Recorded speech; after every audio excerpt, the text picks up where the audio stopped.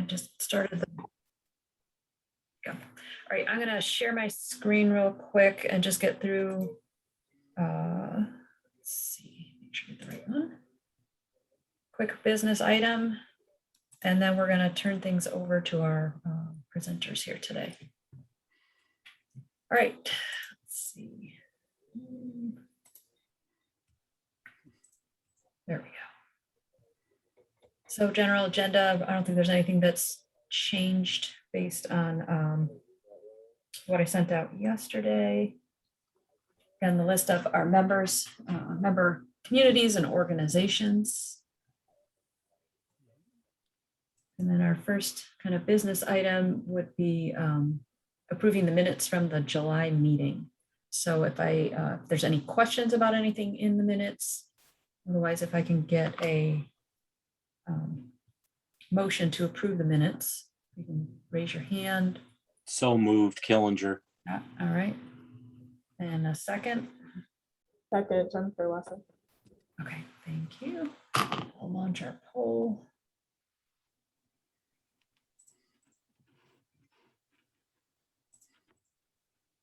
You can just click your answer, hit submit, and then you can move on.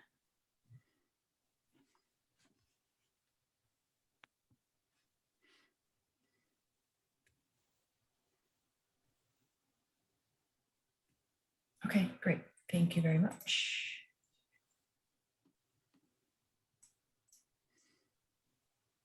All right. So just a quick introduction, I guess, before we hear the presentation from Dr. Baker.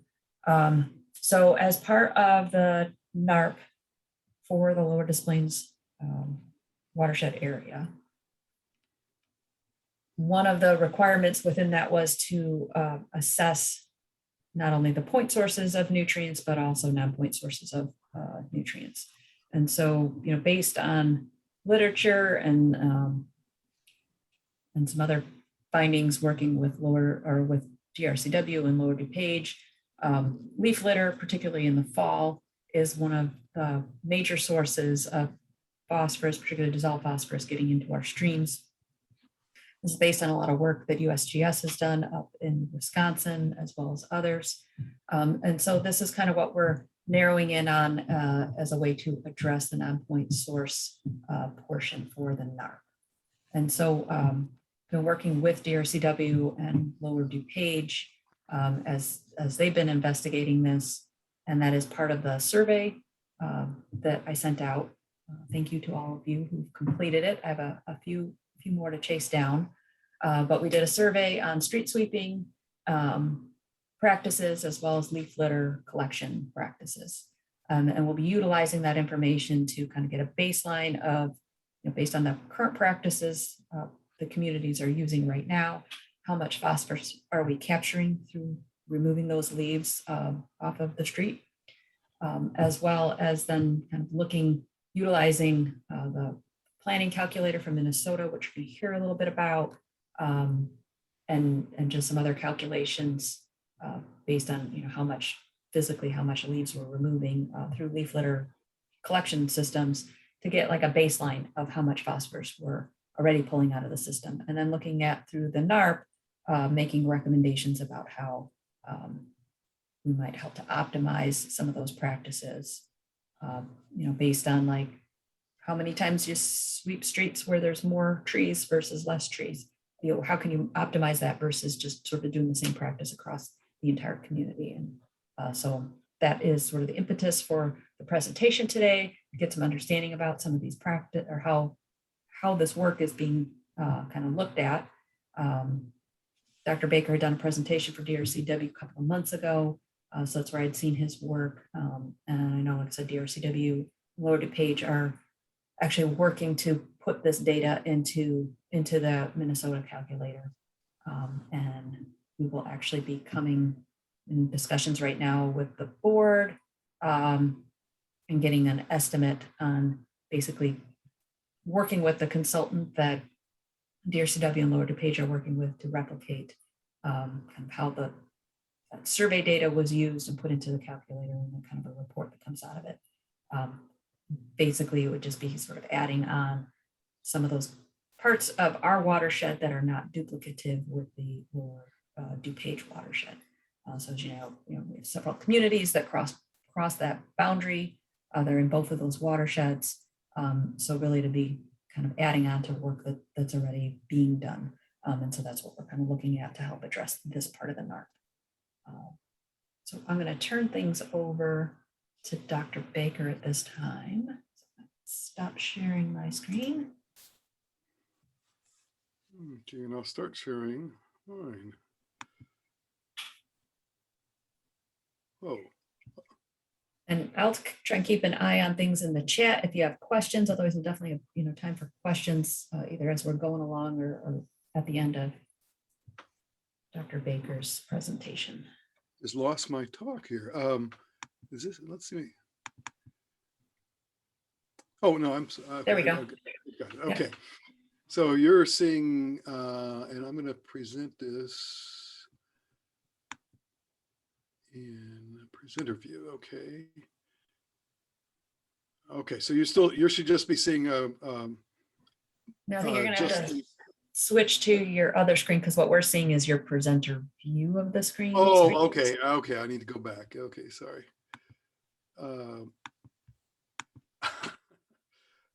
Okay. Now I don't know how to do that. Oh, that's weird. I think I have to end this. Yeah, I think stop sharing and you might need to share a different screen. Yeah, let's see, go back. Sorry about that. That's right. Okay, it's okay now? No, well, we still see like your PowerPoint view of it versus like a presenter view. Okay, I'm sorry. You want the slideshow view. Okay, there. That should work, that's right? it. You got it. Okay. All right. Good. Perfect. All right. This is going to be a little bit broader than street sweeping because we've done more work since then. I think some of it is applicable. But the big question is, what is the role of coarse organic material in urban phosphorus management? And I'll elaborate on exactly what I mean by that in a few minutes, in the first couple of slides. But here is a kind of the problem that I think we've run into over the past 30 years. We're spending a lot of money. This is the Shingle Creek watershed that goes kind of in the north part of Minneapolis and north from there into another suburb. They spent about $20 million or so on water quality projects. If you look at the total phosphorus, you really don't see a whole lot of reduction. You see some, but very little. And, you don't reliably reach the standard of 0.1 milligrams per liter. So it's sort of not working.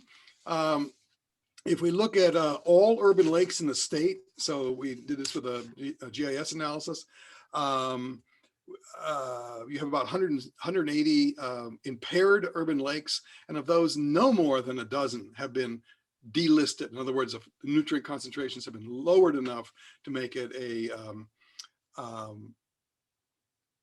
non-impaired lake, a restored lake. Okay, so we're not. Oh, this has changed a little bit. Okay. So we need to think about things a little bit differently. And I would say there's two things, thrusts of this talk. One is we're going to look at the role of organic solids. And the second is we're looking at moving the effort upstream. I'd say up through now, or we're in a period where we have treated non-point source pollution almost like point source pollution and tried to build something at the end of the pipe. That worked so well for point sources back in the 70s. Basically, we've tried to replicate that process, but stormwater basins and whatever you call them, whether it's a wetland treatment system or a stormwater pond or a detention basin, you don't have much control over those, unlike wastewater treatment plants, and they don't tend to be highly efficient, and they're rather expensive when we look at this in terms of cost per pound of phosphorus removed. The second thing is, so we're going to look at source reduction, which is essentially what street sweeping does and some other things. But the problem with a lot of our data is, we talk about solids or suspended solids, and we have to think about what that really is. This is an Isco sampler. I think most of you have probably seen something like this. It sucks up water. If it's a stormwater thing, this might be down 10 feet, might be down 30 or 40 feet. A Tygon tube, it gets pushed up with a peristaltic pump, sucked up. And this is the device at the end, which has little holes in it. And obviously nothing bigger than those holes gets up into the sampler. And even some things that do get in are kind of heavy and they really don't make it into the sampler. So we're sampling something, but we really don't know what. We call it suspended solids because we then put it on a filter. We pour the water that we collected through a filter and measure the accumulation of dry weight accumulation. So it's something. It's some portion of the solids that's originally in the stormwater, but it's certainly not total solids. Gross solids are a lot more. This is total solids, right? This is all the junk, leaves, sometimes trash, coarse soil, and so forth that gets into a basin.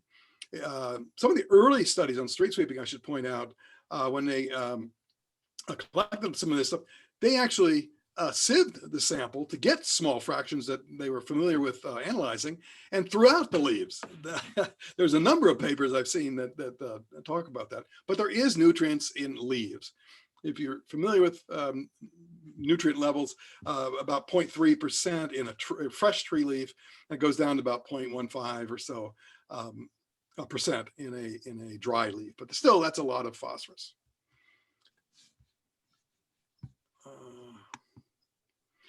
I'm going to show two results slides first to get your attention.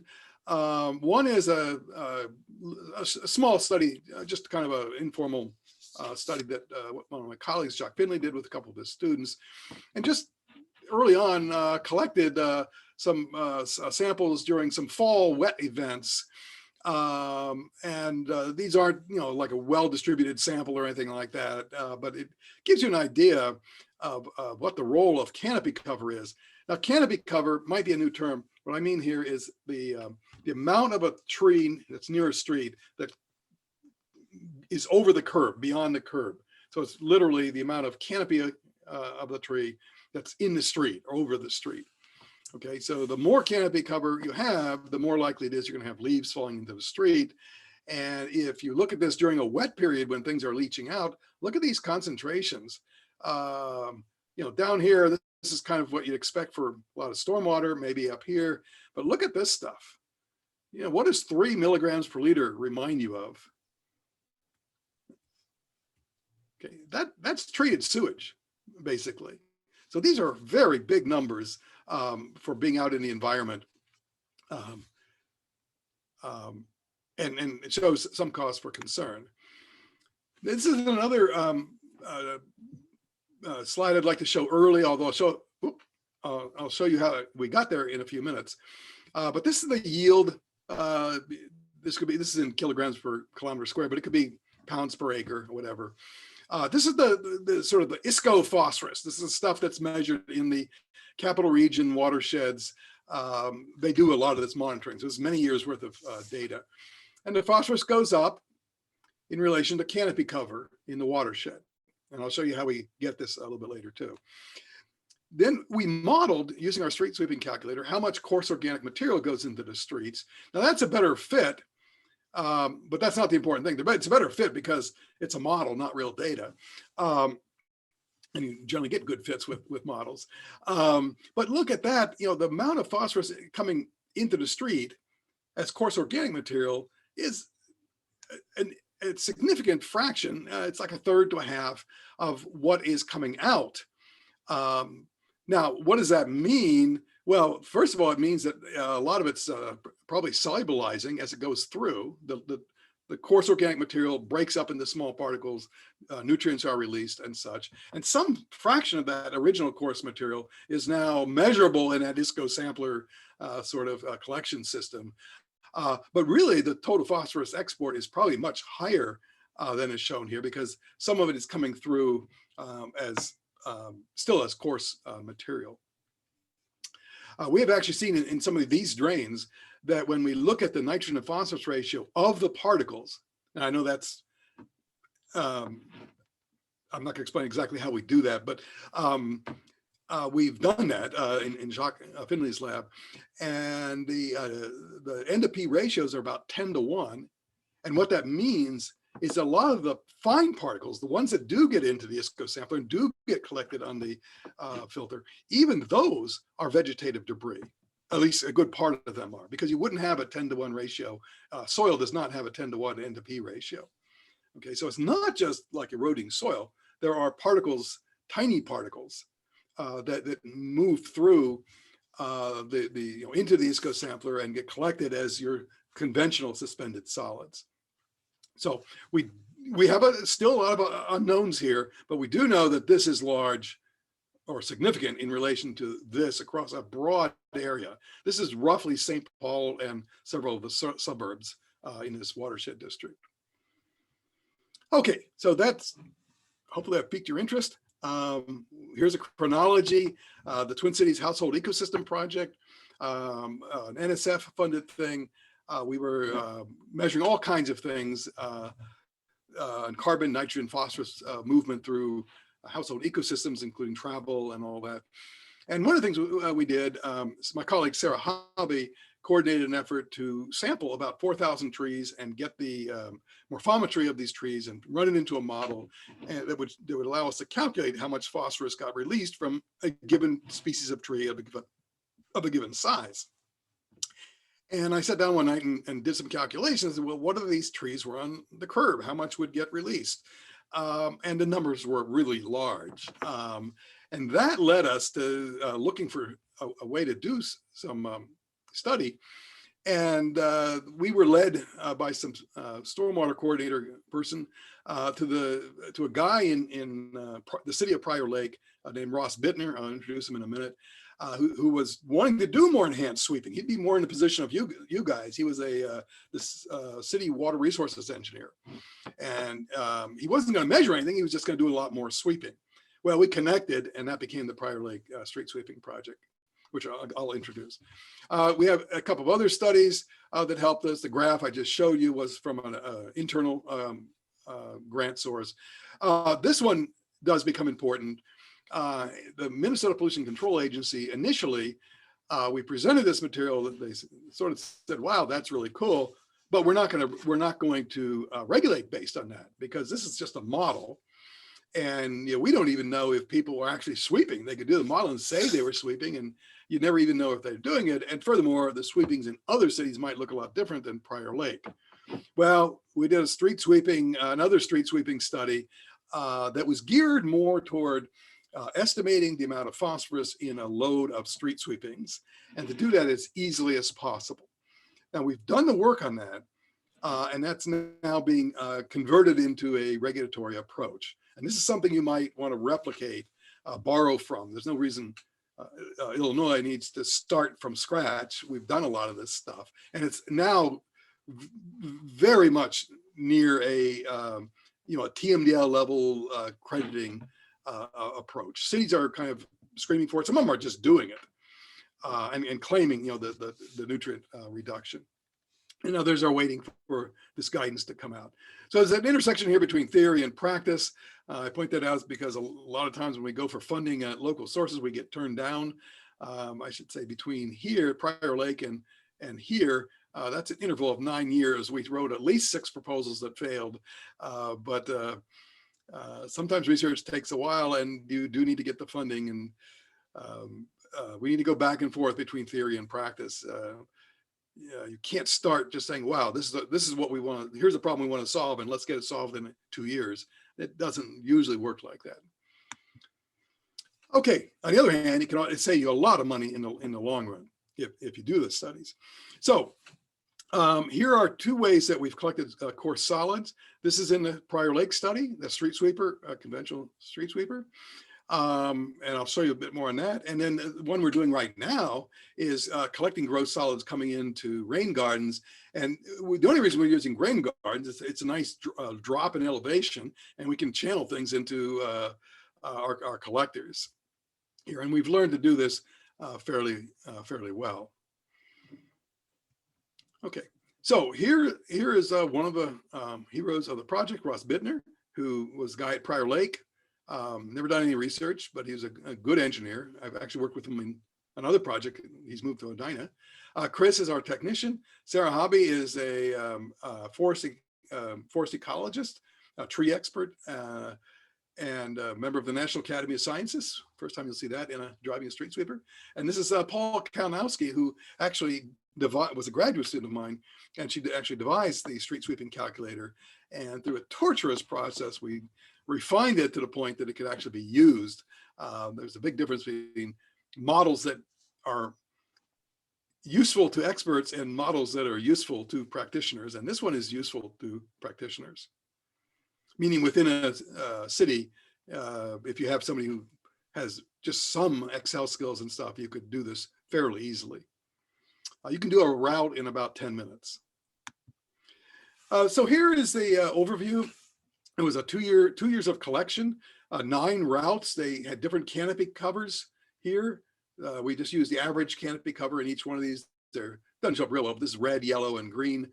2,700 curb miles. That's just in this study. It's more for the others.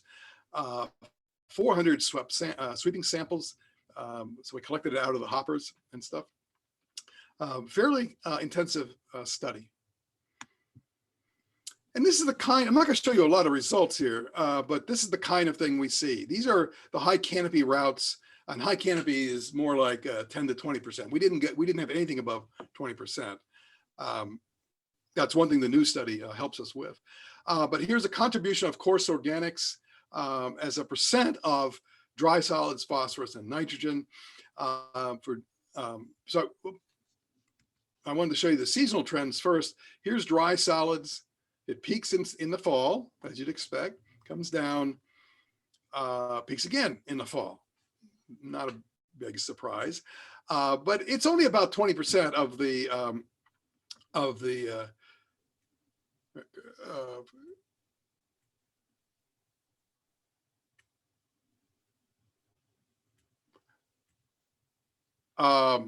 let's see, I have to remember how to,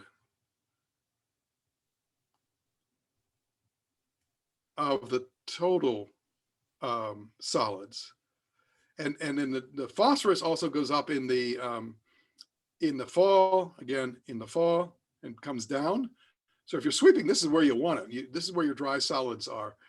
Oh, this is percent of annual, I think. Oh my God, I can't believe I'm misremembering this. And the nitrogen is almost all from the coarse organics. Oh, I'm sorry, this is the organics fraction. I had a mind freeze there. So the dry solids are mostly inorganic, not the organics, and we separated those. The phosphorus in the fall and the fall are from the organics, and the nitrogen's always mostly from the organics, or most of the time anyway. Okay, so you have a seasonal pattern. If we look at canopy fraction over the street versus the solids, it's pretty straight line. Same thing with the phosphorus, pretty straight line. The more canopy, the more phosphorus, the more solids. One of the things that you might consider when we first presented this to various groups of people, not unlike you guys, but mostly from the cities, and a lot of them were managers, street managers and things like that. They wanted to know about the dry solids, not about the phosphorus, because they weren't the water quality people. And they were concerned about just the physical removal of this dry solid that's clogging up their drains and catch basins and rain gardens and all that. And they wanted more work on that. And I was sort of baffled. I was thinking, wow, what a victory on phosphorus. And here they wanted something a little bit different. Also, this comes out in our newer study. The sweeping mass is pretty much directly related to phosphorus. You don't see a whole bunch. I mean, a given tree at a given time might have a different phosphorus content in the leaves than another tree at a different time. But when you just combine all that into a street sweeper, you can pretty much get a regression equation, which is really important because measuring phosphorus is much more expensive than in a dry mass like this, and especially separating into organics. is a fairly intensive analytical procedure. It's much easier just to measure have the truck drive over a scale, do a wet weight, dry weight conversion, and estimate your phosphorus. Okay, so those are the background. This is 4 applications. One is tree planting, and I mention that because we haven't done it yet. As I mentioned, I'll show you, we have a lot of information on the how much phosphorus comes off a tree of different species and stuff, but we haven't done much with it. And this is more for replanting. If you have older neighborhoods, they have big trees. A lot of them eventually get cut down for one reason or another. Ash borer is one, at least around here, kills the trees. But there's other reasons that you have to replace them. What do you replace them with, and how far back do you put them? If it's a boulevard, you don't have much choice in terms of how far back, but you certainly have a choice on how big the tree is and so forth. On the other hand, if you have a smaller tree, you don't have the shading effect that helps with reducing urban warming. So there's a trade-off there. So that's probably down the road a little ways. But here, if we do this, here's a relationship. This is the diameter at breast height. This is a forestry term that we measured for thousands of trees. This is just the maples, grams of phosphorus per tree. And you can see it's a very nice, predictable line. So we have the basis for doing this kind of estimation, but we haven't done it. Now, this is the thing that you've heard about from Jennifer and others. Application 2 is planning enhanced sweeping. So this is one page of our calculator. It's done to have a very, very simple interface. All you need is the curb miles swept, a route ID, just so you know where you're at. An estimate of the cost per mile. This is the default value. You can just plug in a new number there if it doesn't work. I think more recently we've used like $30 a mile. The canopy cover, you just enter a number. You enter the number that you've measured. You have to determine that from mapping analysis or some way. And we changed this to $20 in this particular example instead of 23. Okay, and then all you have to do in a calculator is decide which month you want to sweep in. Right now I have it set up. This is arbitrary. It's an informal optimization, meaning that you just enter these numbers and try something. I'll show an example of that in a minute. But right now, you can make this, if this is a 1 and you decide you can't spend $648, you make it a 0 and recalculate. Okay. This is the wet solids, dry solids calculated. This is all from the Prior Lake study, the data. The cost and the cost per pound of phosphorus removed from the street. And then you sum those up. And here in this case, it's $47 per pound of phosphorus. A lot of our numbers run in that range, $30 to $100 per pound. That sounds like a lot, but that's way cheaper than most catch basins, stormwater detention basins and such. So if it's done efficiently, it can be very economical. It is important to do that because you get your bang for your buck, of course, in September and October. And then again, in April, May, the solids aren't so much, but those seeds, all those maple seeds and ash pollen and everything else is quite rich in phosphorus. So you almost certainly would want to target your spring and especially your fall. If you start doing this, all through the year, if you do June, August, and September, June, July, and August, your cost per pound will be quite high. So you want to spend some time with that if you're doing this. This is an example. This is in Public Works Magazine. Wrote a little study and just made up scenarios. I just played around with this for about half a day. This is the sweepings per month, March, April, May through November. And this is one scenario, just 2 sweepings, spring and fall. Here's 2 sweepings in the fall, 1 sweeping in the spring, and so forth. So the kinds of questions that you might answer here, and this is the total number of sweepings, this is the total number of pounds of phosphorus, this is the total cost, and this is the cost per pound. So here's 2 kinds of questions you might ask. What's the lowest cost to remove 35 pounds of phosphorus? Now, I just made up 35 pounds. You could do this for 100 pounds or whatever you need to remove. What's the lowest cost? So you look at this, and here it is, scenario 10. It's 2, 2, 1, 2, 2. So that's 5 sweepings throughout the year. You remove your 35 pounds, but it costs $2,880. Okay. Second example, the type of question, what's the most phosphorus that can be removed for $2,000? And the answer, here's the number under 2,000. This is over, this is over. We want to be right at 2,000 because we have a budget of 2,000. So these numbers are, we can spend more than these, and we can spend up to here. That gives you, that's 25 pounds you can remove. Okay, so you can use this in this fashion to figure out how many pounds you will remove, and also how many total dollars does that cost. Now I'll tell you how we got this number. The thing you would have to do this is get land cover mapping. This is now done, I think, fairly routinely. When we started this, first looked at this in 2011, one of our forest ecologists who does expert system mapping developed this with his students. But basically, you take it's something that has to be done by somebody who does remote sensing.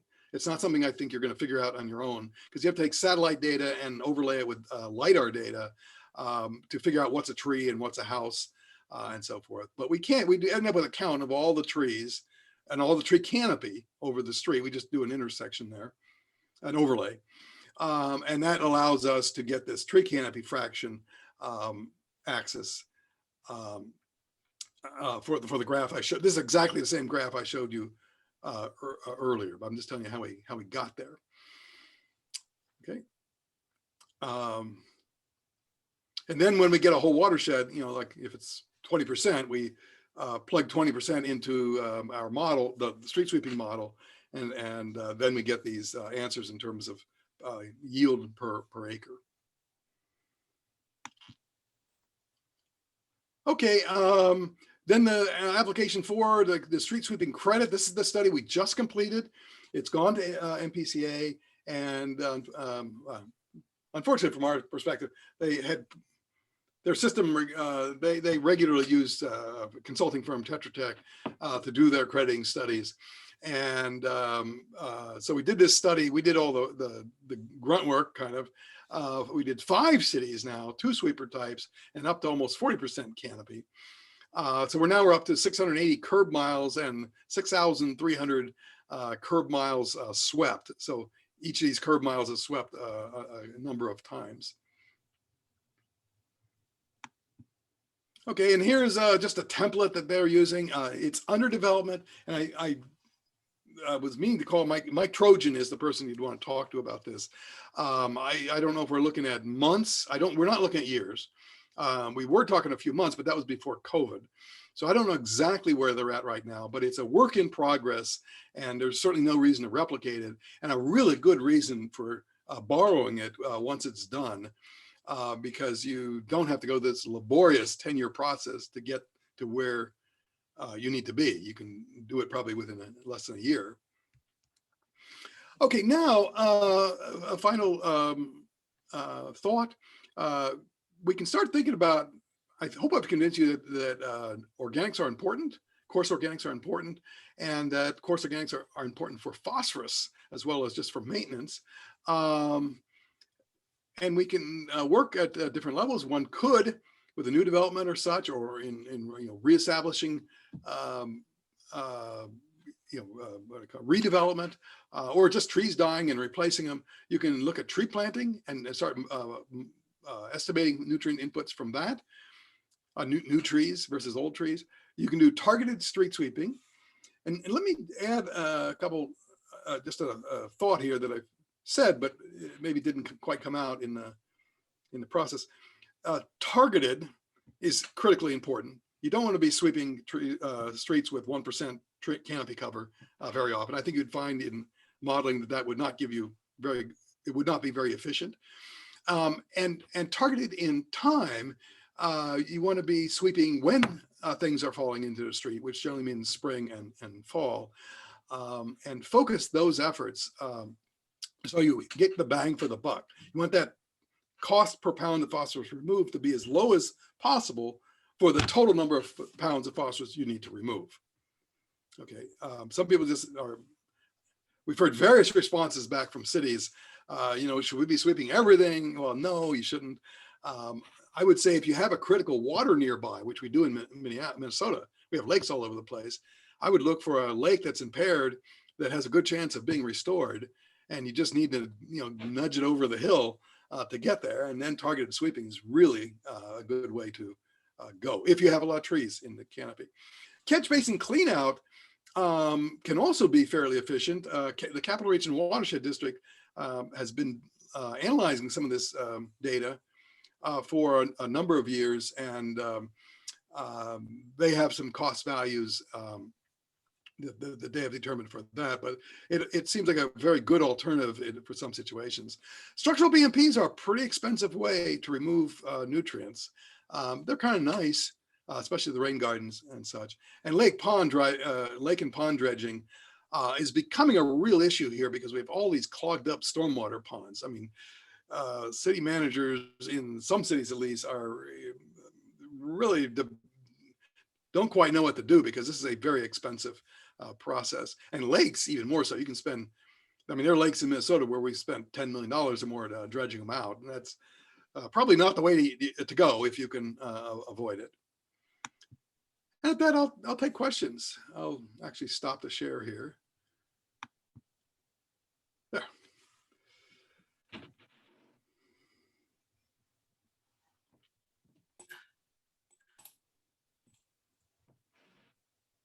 So if anybody has questions, you can unmute. Whether you want to use your camera or not is fine. Or if you are having issues with your mic, you can go ahead and put them into the chat. I'm looking to chat while we're talking here too. I realized that was a huge amount of information in terms of studies and stuff. 10 years wrapped up in what, 20 minutes, 30 minutes? 30 minutes, 30 minutes plus, I'm sorry. No. Okay, give me 1 sec here.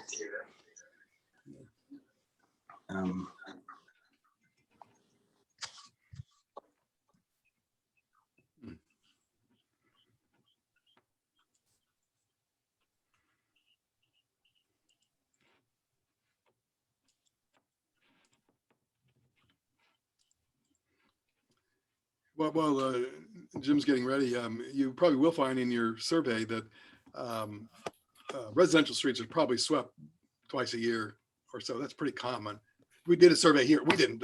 Somebody else did a survey here about 10 years ago. But arterial streets are swept quite a bit more, and sometimes, every week even. Or there's some downtown streets that are swept every night. Doesn't say much for our party crowd in this city. What do they do with those swept leaves? Sorry, Tim. I was just curious what they do with the swept leaves after they sweep them up. That's a good question, and I have to say, I don't know. They a lot of them have places that they dump some. Sometimes they use the sweepings as fill. I don't, and other people have a problem. I have heard that people, some of the smaller, like the villages and stuff, we have a lot of small municipalities like you do. They don't necessarily have any place that they can put them. So there is a problem there. But I don't know how they're resolving it. I don't think there's been much communication across cities about that, but that is an issue as you get into this. You have to have a place to dispose. Okay, am I hearing background or is somebody actually on the mic? I have a question. Yeah, go ahead. In your study area, were residents raking the leaves out to the street, or was that just leaf fall from the tree? I saw a few sites where it looked like people were raking streets out, leaves into the street. That's not allowed in Prior Lake. But okay, that's more my question. Yeah, I don't know if the wind blew it down the slope in some cases, or they were sweeping it, or raking it. But they're not allowed to rake. Now, if one were to do this, implement this whole time, you might want to change that rule. It might be the best way to get leaves collected. Because then if they're not collected, if you leave them on the lawns and you get a lot of dry, windy days, they're going to blow into the street anyway. So you might as well try to get people to rake them in, I guess. At least for our municipality, that's what we do, is Yeah. people rake them to the curb line and they get removed. Yeah, so then, I mean, and I think that's what we're trying to sort of discern with the survey of what is your leaf collection practice? Because like for communities that do have people rake them to the curb, what they're coming through and collecting them with is not necessarily a street sweeper, it's some sort of either vacuum, type system. And then after that process is done, they'll come back through and do street sweeping. And so I think we have kind of, how are we looking at both of those things in conjunction? Because I think in general, you wouldn't be using like a traditional street sweeper to remove the bulk of leaves. So yeah, looking at these two practices sort of in combination.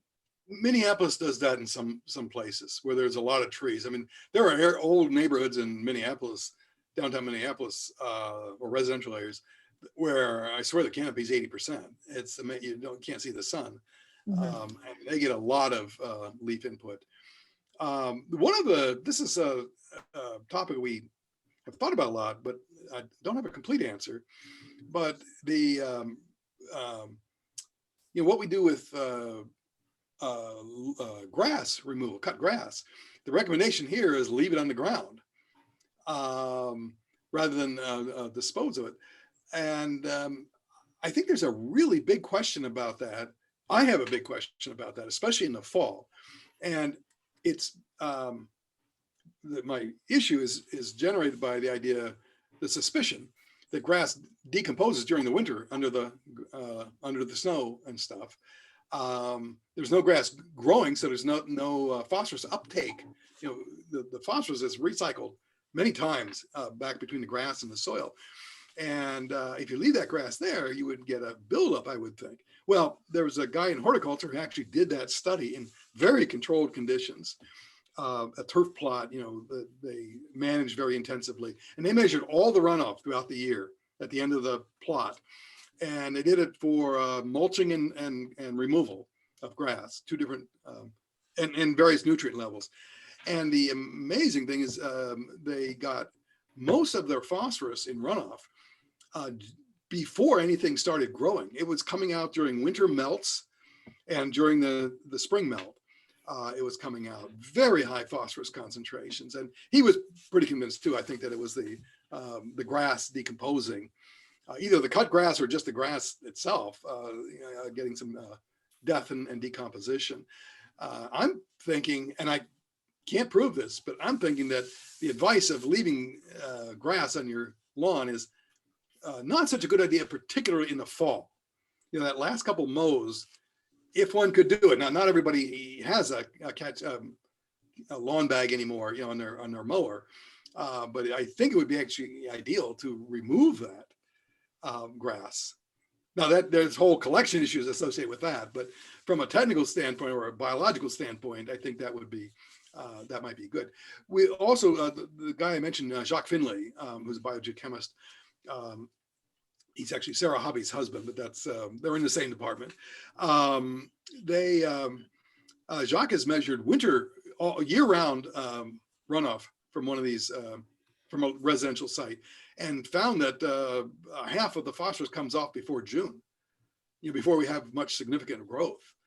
It's coming off during the winter, and most people don't measure that. So we are really blinded by what happens in the winter. Now, some places the watershed districts are starting to do that on their deep drains where they don't freeze up. But we have a blind spot in winter here. Mm-hmm. So that fall application of fertilizer may not really be the best time to be putting fertilizer down. The fall, we have a phosphorus ban on fertilizer, so Yeah, we don't put down phosphorus. Oh, yeah. Well, I would definitely not put phosphorus down in the fall. You don't need to. If you put it down in the spring, I mean, you should put down enough in the spring that it gets taken up throughout the year. It is kind of pointless to put it down in the fall. Now, nitrogen, on the other hand, you put it down. I mean, you're not supposed to put it down the day before it snows. You're supposed to put it down in September to get some nice, good turf buildup, so you don't have. First of all, your grass can withstand winter, but also it's nice, strong roots and stuff, so you don't decompose and lose grass. So I still think it's a good idea to apply in the fall. For the Not late nitrogen. fall. Not late fall. Not late fall, not at all. No. Jim, did you have a question you wanted to ask earlier?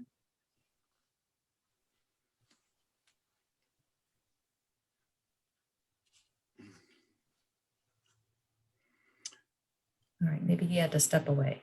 Right. Do we have other questions?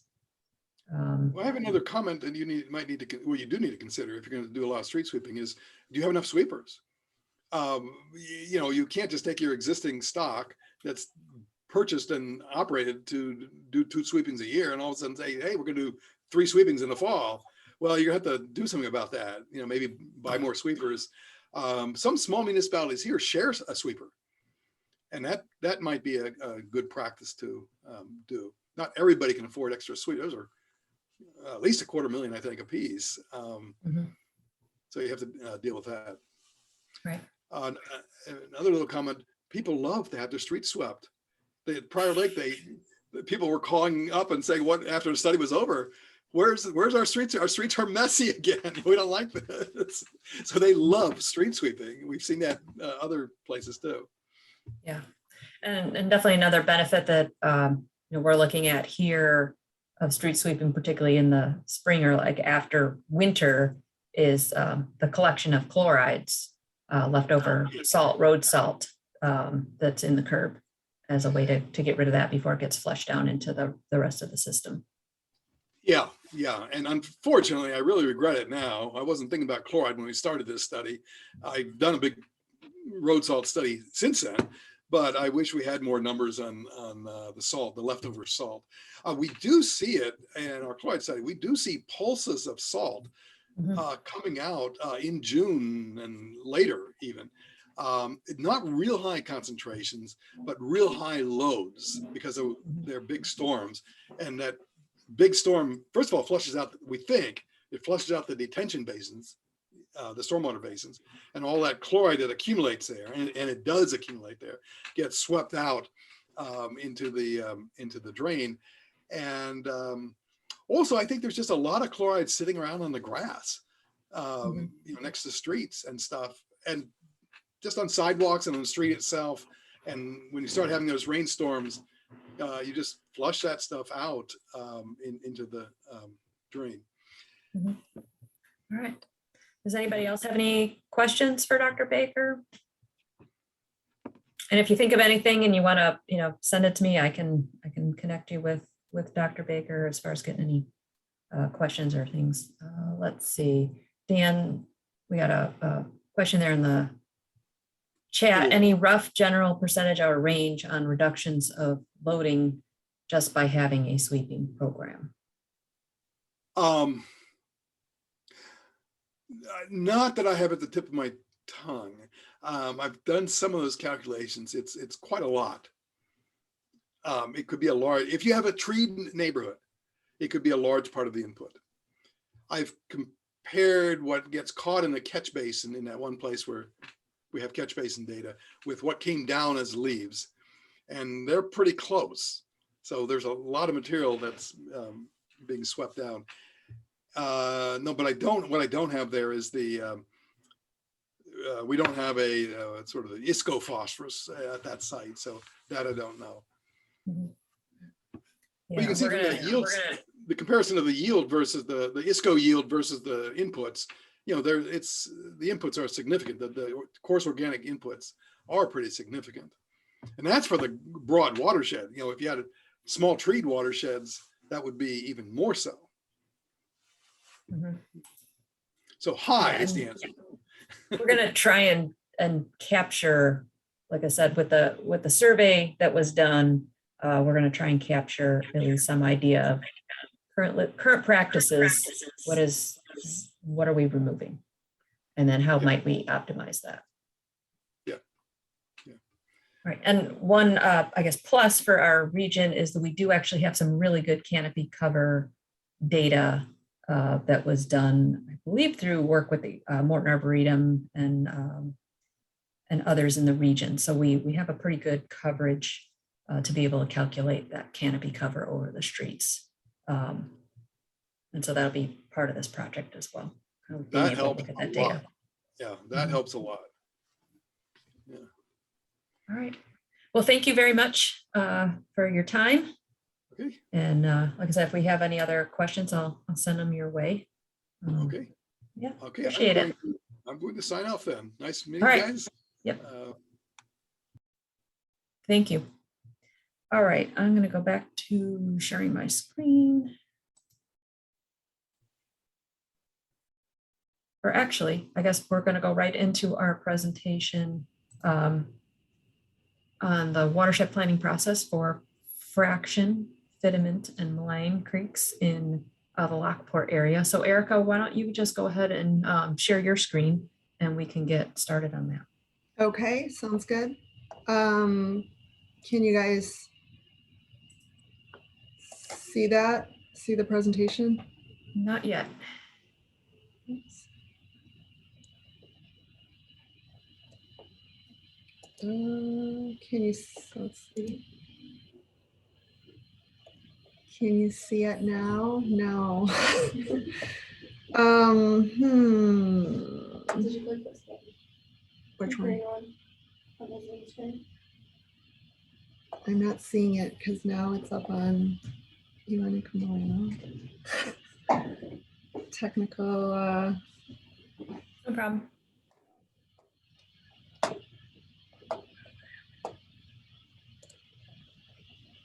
Oh, do you want to set the screen? have it from here.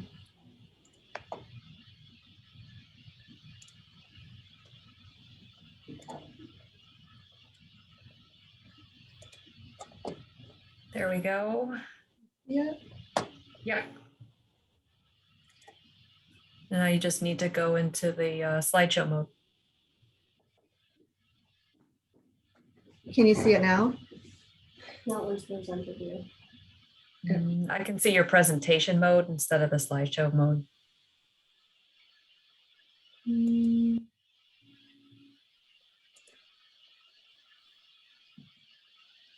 Yep, there you go. We're No? good. Okay, great. All right.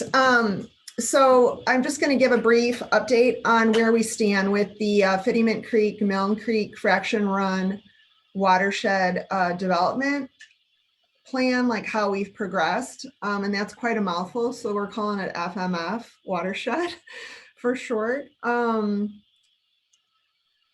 And basically, we started the watershed plan in January of this year. City of Lockport was awarded a 319 grant in order to develop the watershed plan. So we are working in coordination with them and the 319 grant to compile and get that watershed plan together. And I know several people that obviously are part of the Lower Des Plaines watershed group, you know, are on our contact list and have been involved and have been, you know, sharing their ideas and filling out our survey. So I really appreciate that. But this is another opportunity for us to kind of get the word out that we're working on this watershed plan. So if anyone wants to be involved or be included on our mailing list that hasn't already signed up, definitely please reach out to us so that we can get everyone involved that wants to be involved. So this is a snapshot of our watershed area and all the different creeks that are within the watershed. We have several municipalities involved. So we have Crest Hill, Homer Glen, Joliet, Lockport, Rockdale, and Romeoville. So those are all the municipalities that are either entirely or partially within the FMF watershed.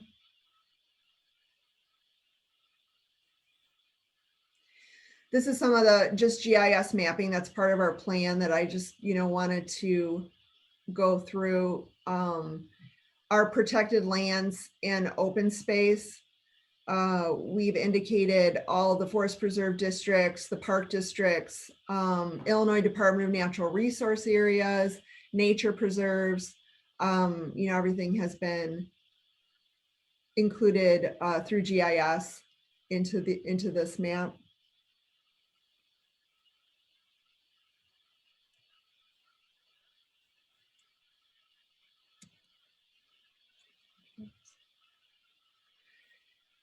This is the land cover, which is interesting. We pulled the land cover from the early 1800s, and then we pulled the current land use mapping through GIS, which is from 2015, which shows all the different land uses. Obviously, in the 1800s, we were looking at more prairie areas as the predominant land use, along with forested areas.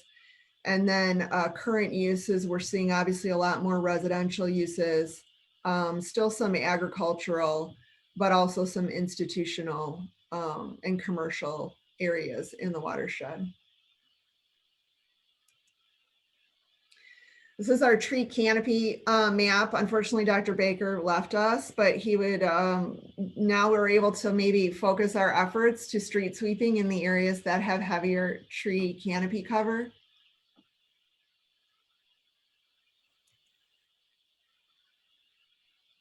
So like I said, we basically had started January of this year with getting our watershed plan together. So we have been working on drafting the watershed plan. We are pretty much done with the existing conditions and all the mapping in terms of what is going into the plans. We already had reviewed all the local ordinances and comprehensive plans of all the municipalities and had summarized that as well in our plan. So we're currently working on, our goals and objectives and really trying to get the communities and get the residents and other stakeholders involved in bringing us, bringing to the table more projects to improve the water quality to include in our plan. And also working on our stakeholder and educational component as part of that plan. So we have some ongoing site assessments. We've already been out there several times. We've picked up a lot of, drone video and pictures and just documentation of certain areas within our watershed so we can incorporate that into our plan. And we had started our stakeholder involvement in the beginning when we first started the process by putting together a survey and getting that survey out to the stakeholders, an online survey to be able to be filled out with, any kind of concerns in the watershed, any areas of improvement. So we had several people really take a lot of time, and I appreciate the people that are on the call that really took the time out to fill out our survey and get us some really good information. We had a video call on July 13th just as an update, similar to what I'm giving today, just to give an overview of like what the watershed area involves and where we're at with the process. We did have our first public informational meeting at the City of Lockport Public Works on August 24th. That was an in-person public informational meeting. Unfortunately, we didn't really get the attendance I think that we were hoping for, and I don't know if that was due to the 100-degree weather or the impending storms that were going to occur that night, or COVID, or maybe a combination of everything. But the people that did attend, we did get some really good information. So we probably will not have another public informational meeting regarding the watershed plan until spring of 2022. We also have created a virtual watershed story map collection, which kind of involves a combination of videos and pictures, and just really gives a good snapshot picture of where we are with our watershed plan. We have a page on the Lockport website, and I know I've talked to Jennifer, and hopefully we can also have some information included in your lower watershed group website as well, to just try and get across to as many people as possible. And we've also been reaching out to local community groups and trying to, get more contacts involved. This is just a couple snapshots of our ArcGIS story map collection, which goes through the watershed overview, current conditions, some notable locations, and then our goals and objectives. So as part of our first public meeting, we rolled this into a video loop, which just played so that anyone could come in, kind of watch this video map that gives a really good overview of what's happening in the current conditions in the watershed. And then we were able to kind of bring people into an open house format to look at the exhibits and then talk one-on-one about issues in the watershed. So as far as our goals, our first goal is to protect, restore, and enhance the watershed resources and habitats, prioritizing restoration in Fittyment Creek Preserve and Lamb's Woods.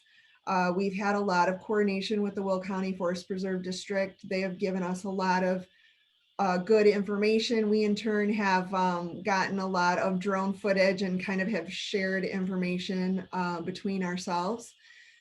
We, as goal number 2, we definitely want to protect aquatic ecosystems and improve the water quality. So that would include improving aquifer recharge at Lockport Prairie to improve the Hines Emerald dragonfly habitat. We also are focused on the Milne Creek Stream Bank Stabilization Project, which is a very important project to the city of Lockport, which I have a little bit more information on later in the presentation. We also want to encourage decision makers to adopt policies, best management practices, and land use planning that will serve to improve water quality. Goal 3, reduce stormwater runoff and mitigate flooding. We also have coordinated with the Fairmount community. They've had a flood mitigation study completed. They have a lot of flooding issues in their community that they're very concerned about. Limiting development within established floodplains, also supporting research and planning efforts for addressing flood control throughout the watershed. Goal number 4, expand and enhance public access and recreational opportunities. We definitely want to provide access to trails and recreation, recreational natural areas, and really kind of connect communities through that process. And I know we've also talked to some communities and some stakeholders at the public informational meeting, and there are a lot of bike paths and other trail connections, in the works. So we definitely want to report on that and get the most up-to-date information included in our watershed plan. Goal 5, integrate environmental education and public outreach initiatives to promote these watershed goals. Educating the stakeholders on water quality and flood reduction and sustainable lawn care practices is what we're focusing on. And also, we've been working with Jennifer and with your watershed group, and I know that you also have had a lot of success in creating a lot of good educational materials. So, we'd like to really get the word out and be able to access some of your educational materials to also educate specific stakeholders in our watershed area as well.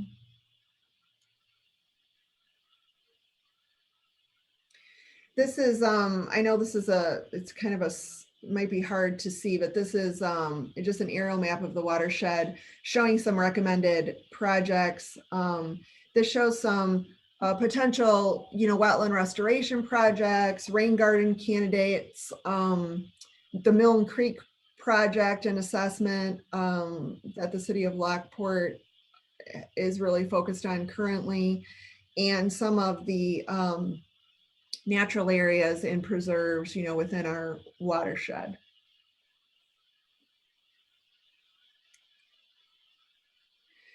This is a little bit about that Milne Creek assessment. Milne Creek pretty much is entirely contained within the city of Lockport. And in 2016, we completed an assessment of the erosion control issues along this creek because there are very, very significant erosion control issues occurring along Milne, and it's a concern for residents, businesses, and stakeholders within the city of Lockport.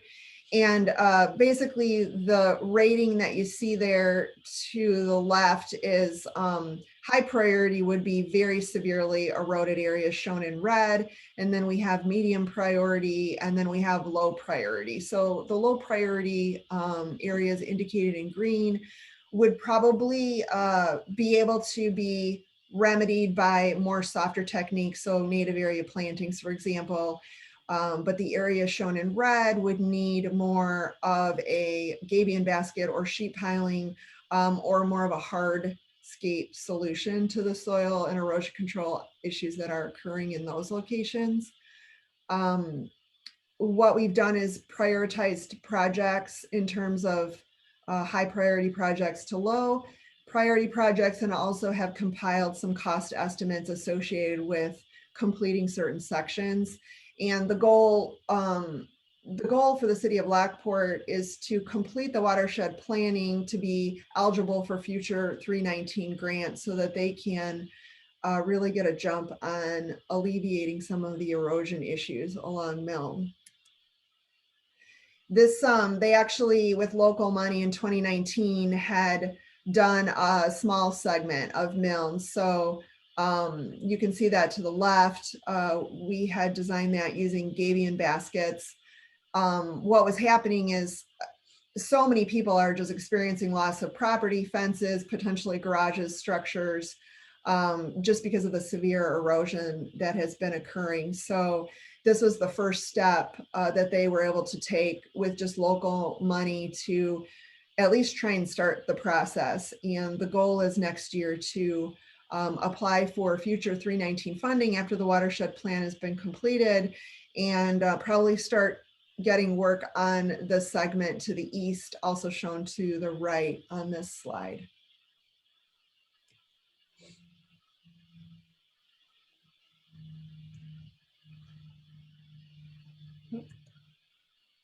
This is a snapshot of the Fairmount South flood phase improvement project. There was a 2018 assessment of all the flooding that was occurring in the Fairmount community. And they had also prioritized sections and also completed cost estimates of what it would take to alleviate some of the flooding in this community.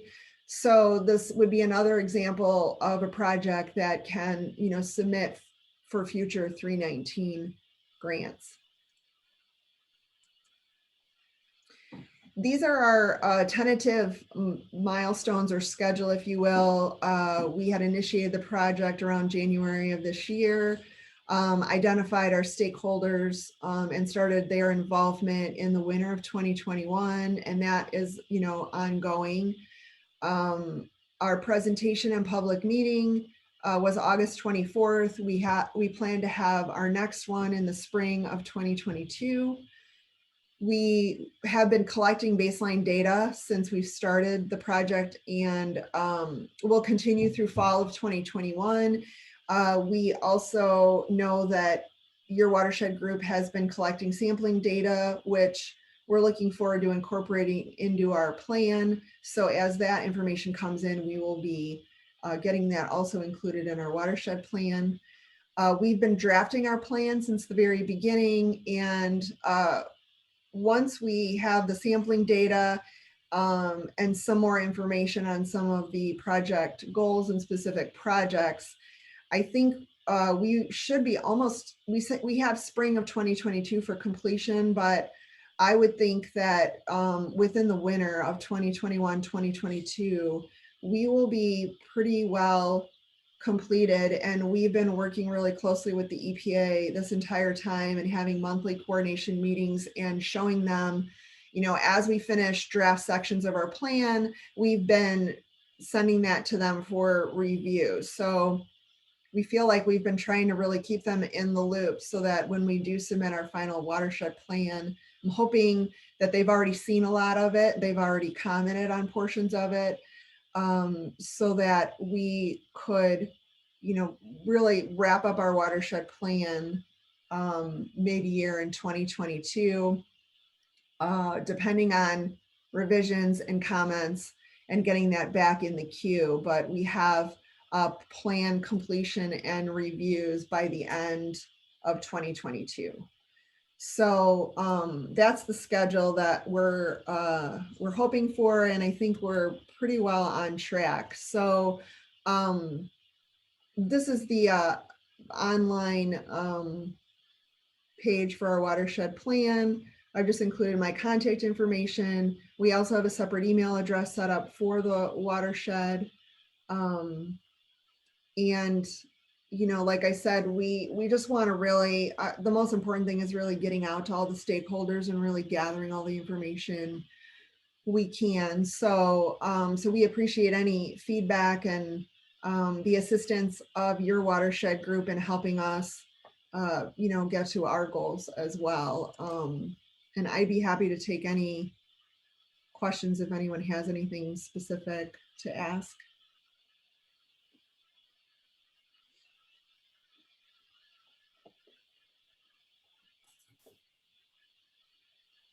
Yeah, and I've been working with Erica and will continue to do so, particularly on things like our education and outreach program. This is an area within, the overall Lower Des Plaines watershed. So, we want to be able to maintain consistency, and that's, part of the partnership. Lockport's obviously been an active member of the watershed group.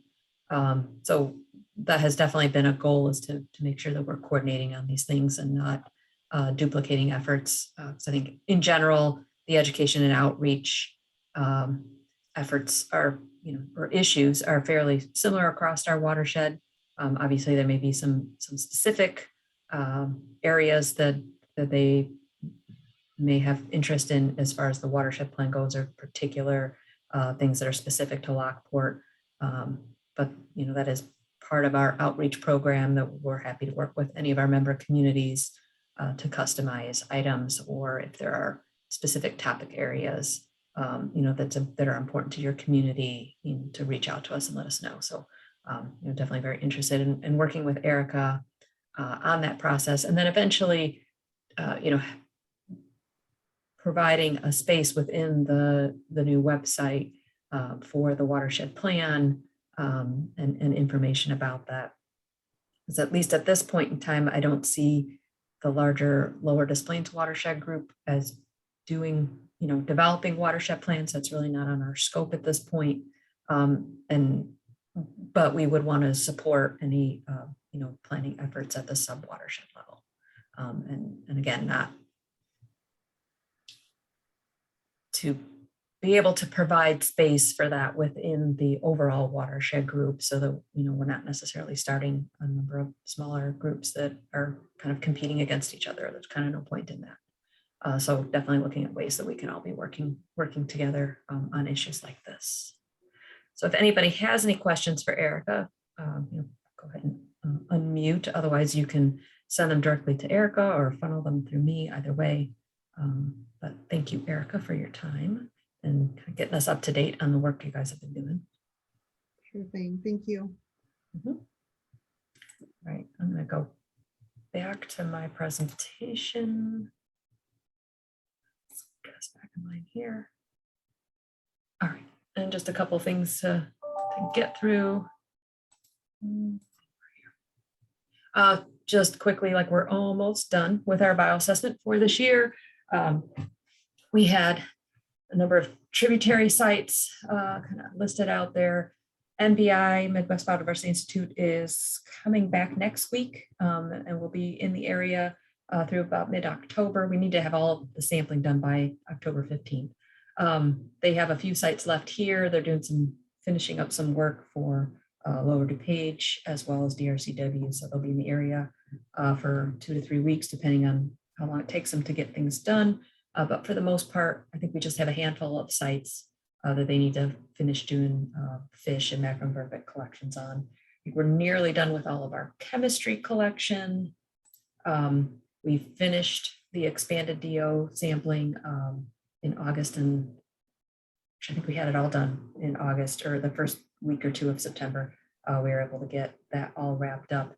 And then the last sampling that I have left is doing the fecal coliform that I have scheduled here for the rest of September and into early October. So we do not have any of our tributary that we're working on this year listed for fecal coliform. So we're moving back to picking up sites that we weren't able to pick up on the main stem displays that are listed for fecal coliform. So that's why we're doing that fecal coliform sampling on the main stem this year versus on tributaries.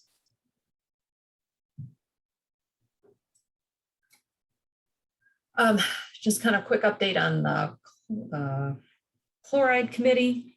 We met in August, kind of working on reviewing snow and ice plans. So we'd ask communities to provide their snow and ice plans to us. If you haven't done so already, please do. We're trying to review those so that as we move forward and looking at pollutant minimization plans, they'll be required as part of the variance.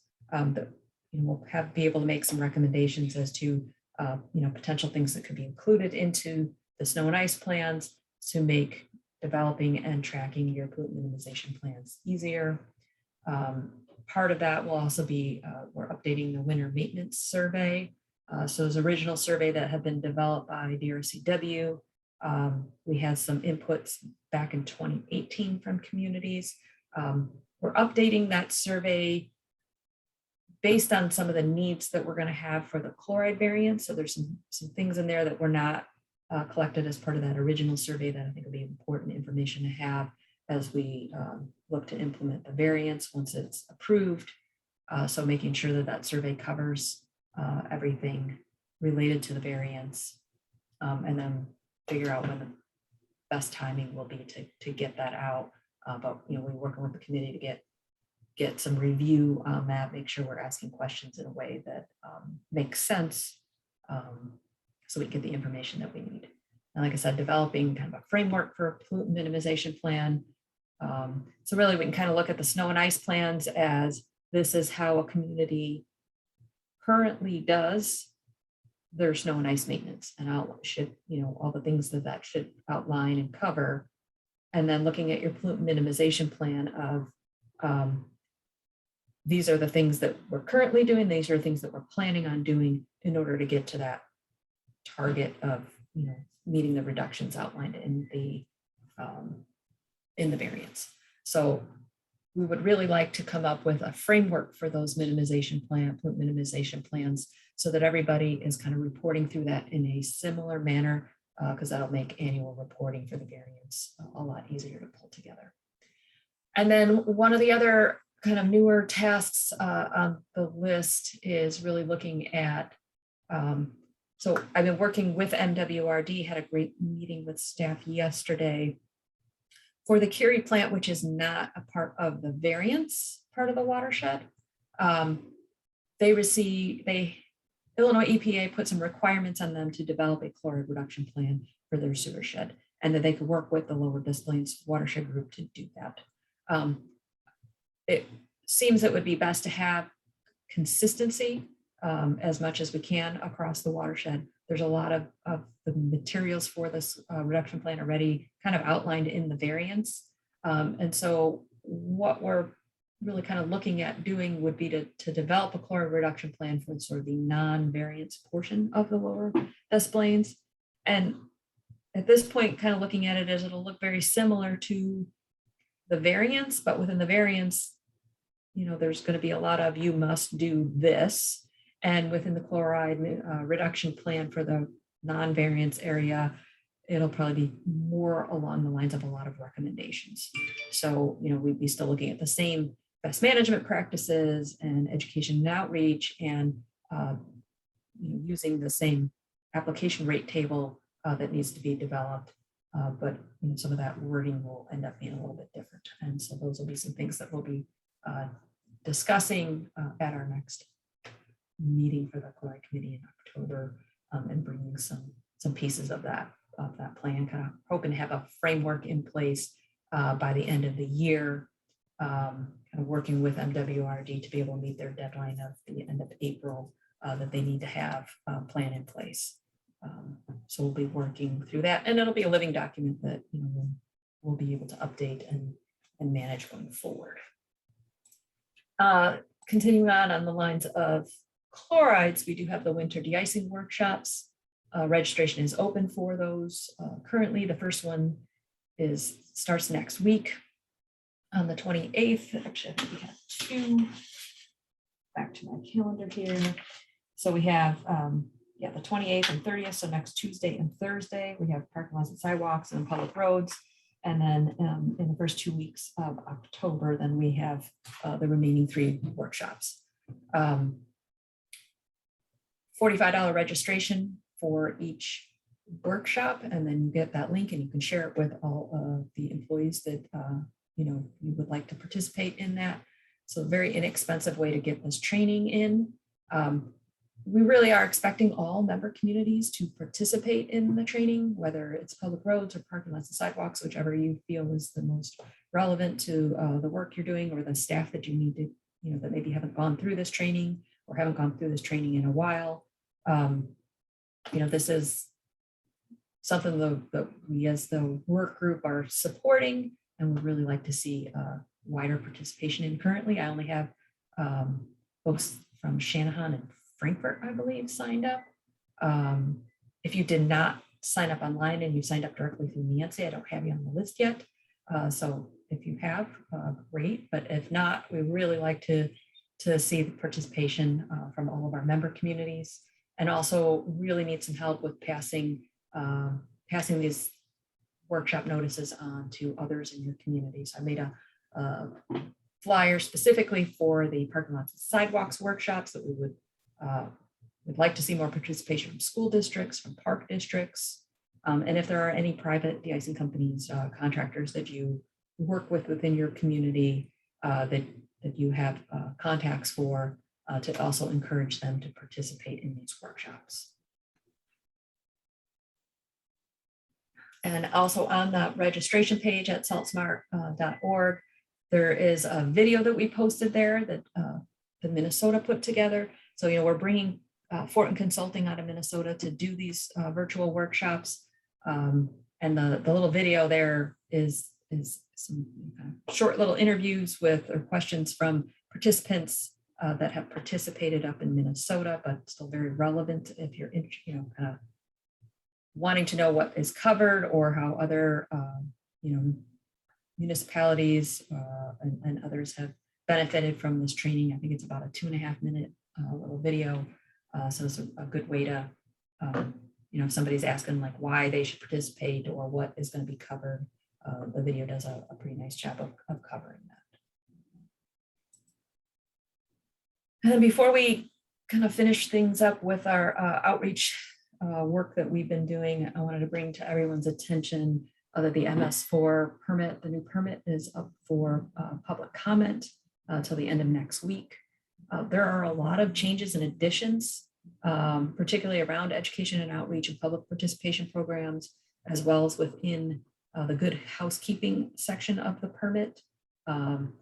Definitely would encourage people to review and comment. I think I put a link in the meeting announcement that went out yesterday. If you can't find it, drop me an email. I can send that to you, or I can stick it into the chat as well. I'm working on putting together comments that will come from the Conservation Foundation. I'm hoping to have those done today or by tomorrow morning at the latest. And I will send those out to our member communities if you're interested in them. But I think there are a number of things where I think obviously encouraging or allowing for participation in, working with your local watershed groups to do the education and outreach side of things. But then there are some components of particularly how they're suggesting you should assess your programs, which I think are rather onerous to do, and not sure that we would get a whole lot of value out of the way that they're suggesting doing that. And then, like I said, on the good housekeeping side of things, some of the required training and things that the communities are going to need to be able to provide, I think are some other areas that I would think communities may have some interest in commenting on.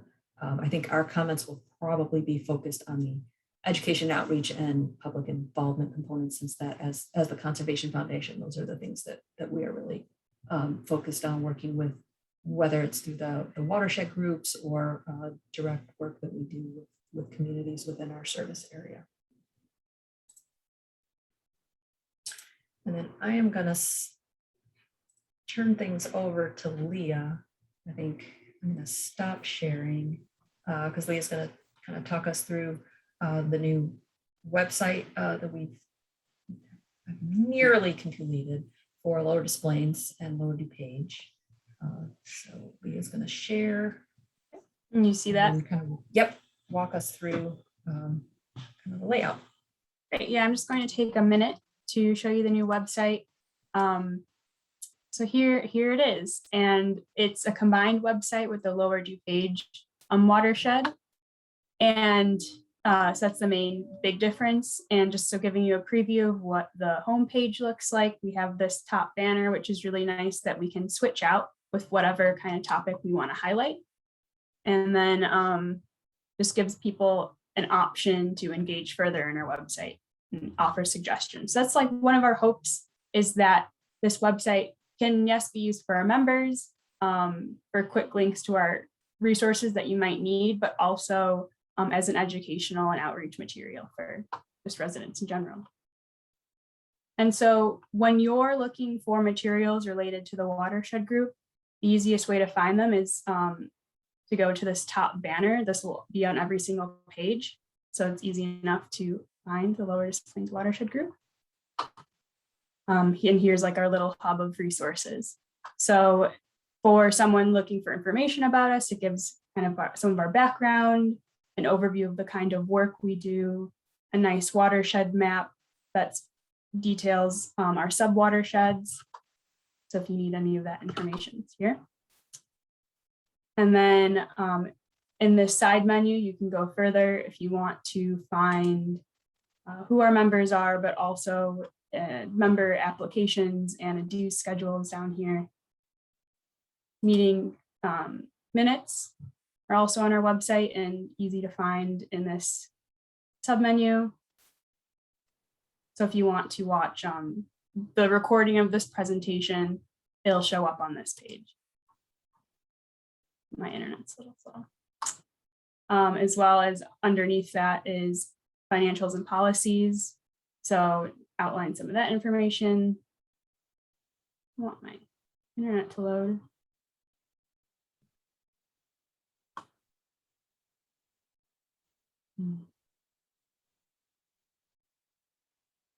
Okay. So things like our audits and tax returns, yearly budget summaries.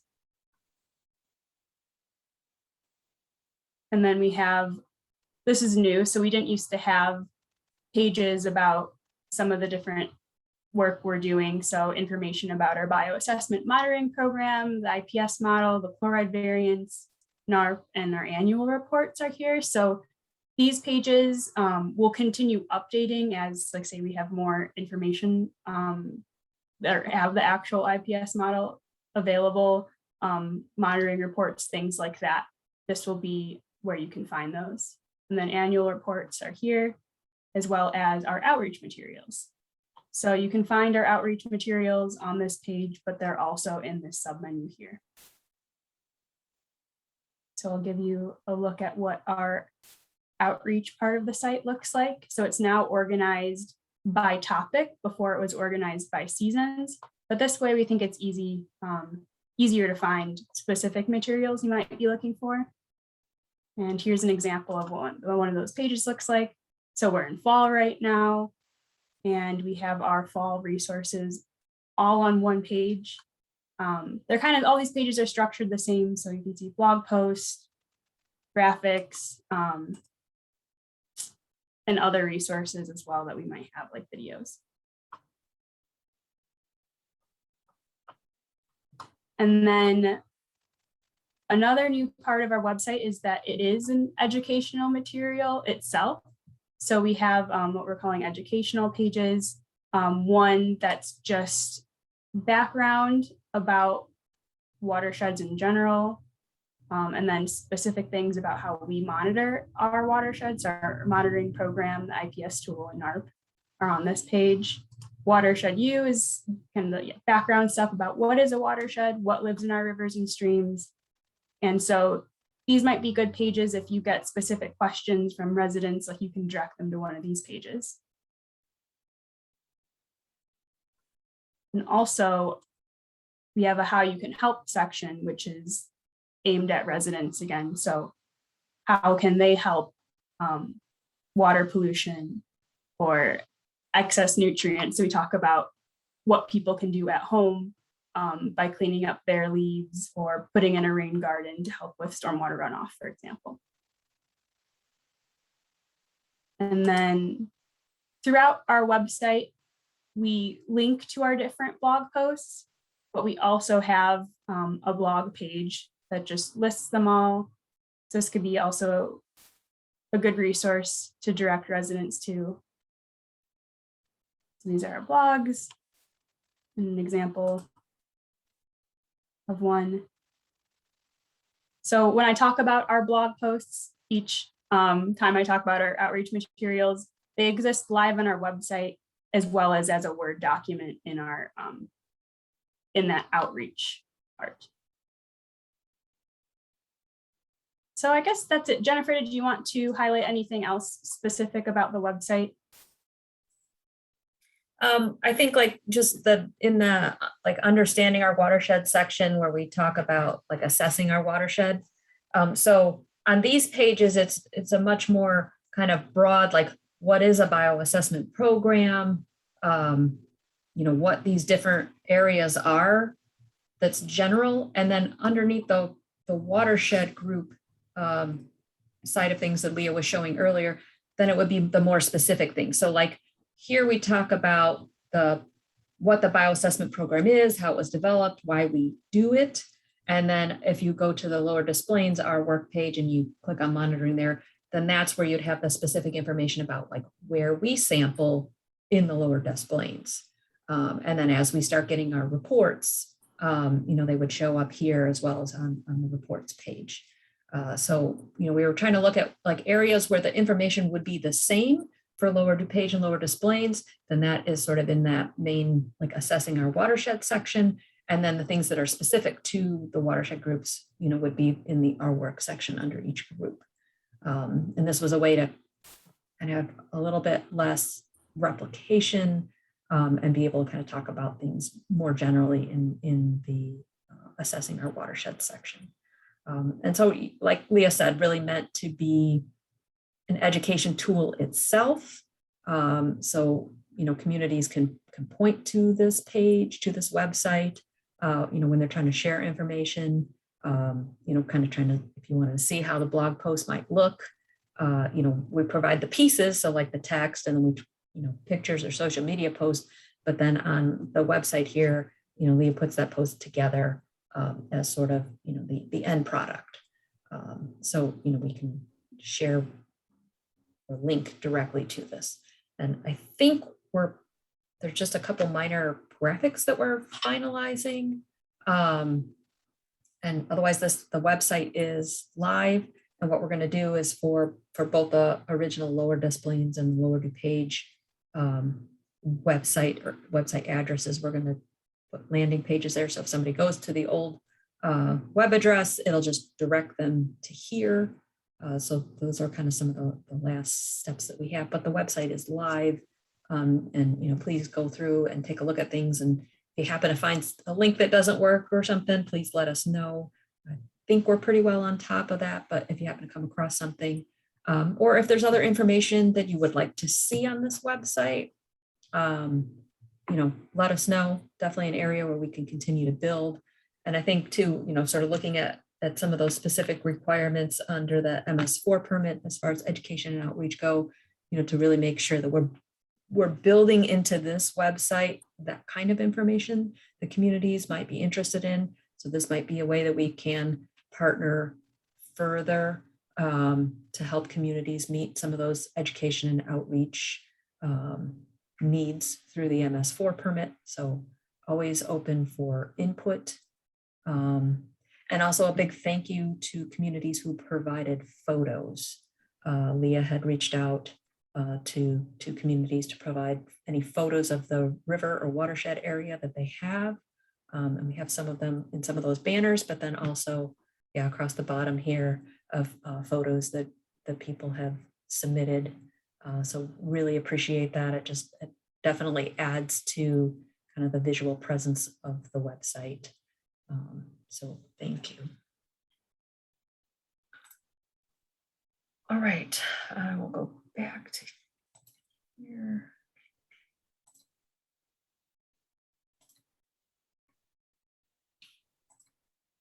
So I will let Leah, she had hit on some of this stuff, but Leah, I'll just let you kind of go over what we do have available new this year.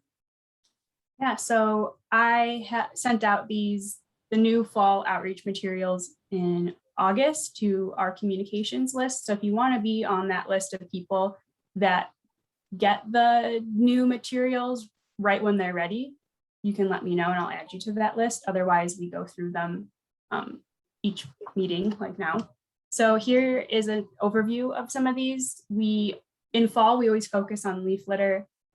This season, we've added a few others because now I think this is our third year of talking about leaf litter. So we have, there's a good foundation of that topic. And so now we're branching out a bit too. So all those resources are on that webpage, which I gave you a preview of, and also that screenshot. So yeah, in addition to our blog posts, graphics, we have a video too that goes with it. One of our topics is where did leaves go after they're collected? And they end up in various places. This video gives an example of some of them. Leaves are taken to local farms, but then it also talks about the general issue about why we need to manage leaves and then what residents can do at home to take advantage of leaves as a resource. Yeah, so this video is both linked at the bottom of the leaves page on the website, as well as on our Will County Watersheds YouTube channel. Mm-hmm.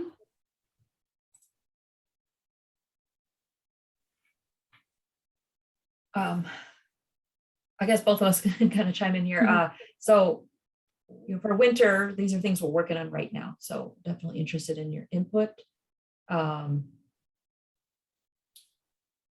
We're hoping to we should have at least the bulk of our materials done by about mid-October that we will get out to folks, but we'll still be working on things throughout the winter because we could still use some more photos and video, which we kind of need either, the point of where communities have plows on their trucks, as well as potentially snow on the ground. But I did want to kind of shout out to Romeoville. They put together a really nice video last winter with some tips from one of their plow drivers and just sort of how their operation works. I would love to know if other communities have worked on videos like this, if there are communities who are interested in doing videos like this, because we'd be happy to partner with you. And we definitely have some ideas about just putting a more personal face on our public works operations. The middle there is an example of some social media posts that Iowa DOT has been doing of just, again, putting that face on the people who clear the roads.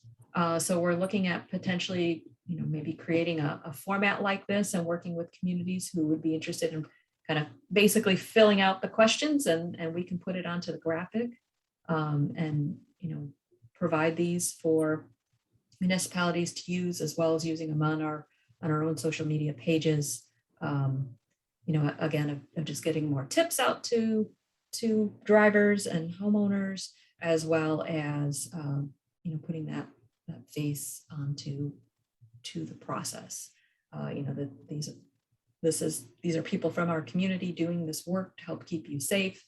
And really the complex nature of these programs. It isn't just throwing salt in the back of the truck and sticking a driver in and sending them on their merry way. There's a lot of work and planning that goes into this, and kind of chipping away at getting people to understand that process, getting people to make some changes in their daily routines during the winter, during the storm season. So I think all these little pieces will add up together. So if you're interested in either doing videos, doing short, and we want them to be short, we provide like a list of some interview questions, make people as comfortable as possible, as well as potentially putting together some of these pieces like the example here from Iowa DOT. Please reach out to us, or we may be contacting particular communities as well, to be able to get some good footage put together. I don't know, Leah, if you have anything you want to add to that. No, just what Jennifer said. We, I am a resource to help you out in making or customizing these materials. So yeah, please get in touch and I'd love to work with you. And if you have videos, please let us know, because we would love to, get links to them up on the website or up on, on our YouTube channels to be able to really promote them. I know Romeoville also actually has one on street sweeping. So any of your public works activities, that are related to water quality in one way or another, we would love to share those and promote those. So please let us know. All right.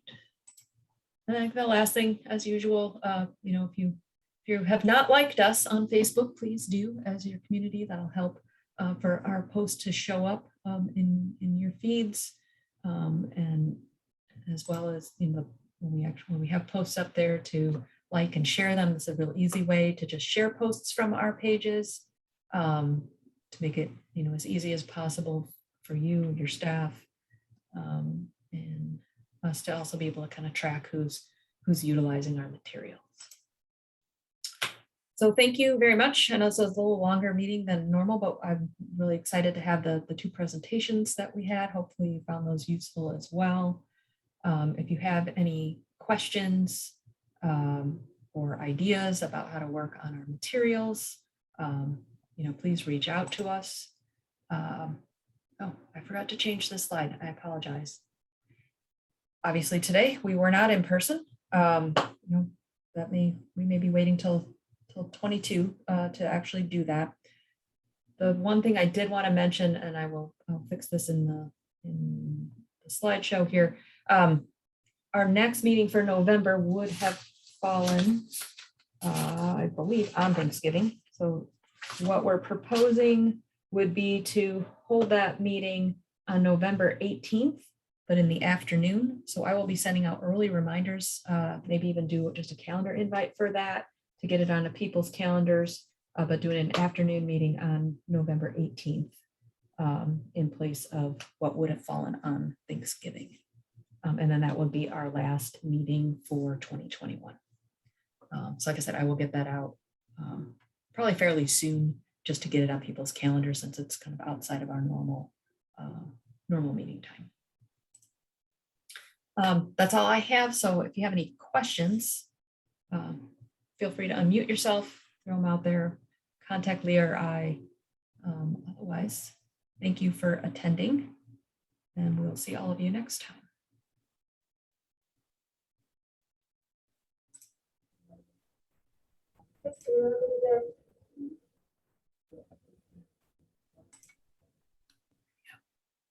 All right. Well, thank you, everybody.